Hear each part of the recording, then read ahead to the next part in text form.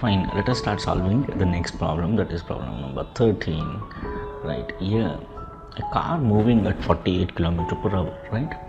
A car moving at 48 km per hour completes a journey in 10 hours, right?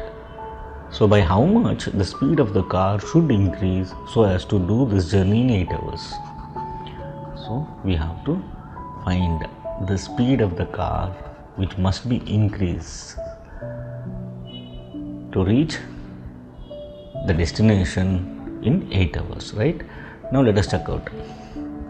So we need to find first the distance we need to find when the speed of the car is 48 km per hour and time is 10 hours, right? We know the distance is equal to speed into time. Speed is how much? That is 48. Time is how much? 10 hours, which is going to be 480 km. Now the distance we found, that is 480 kilometers at a speed of 48 km per hour in 10 hours. Now this 10 hours we must reduce to 8 hours, right? If it reduces to 8 hours, this should increase. The speed should increase, right? How much speed we need to increase, that is what we need to find. Now let us check out this. Now we know the distance. Now speed is equal to distance by time, correct? Distance is how much? That is 480 km, which we found now, right? Time is how much? 8 hours. Now 8 ones are 8 6. That is a speed.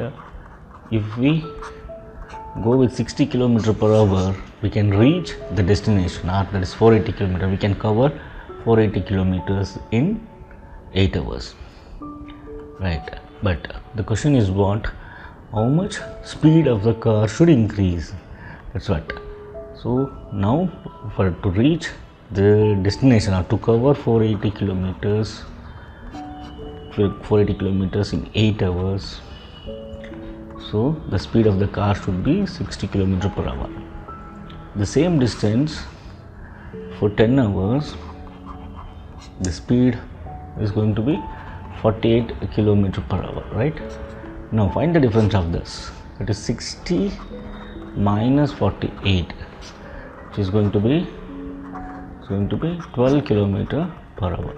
So we have to increase 12 km per hour speed so that it will reach, or it will cover 480 kilometers in 8 hours. So that's what the answer here is, B.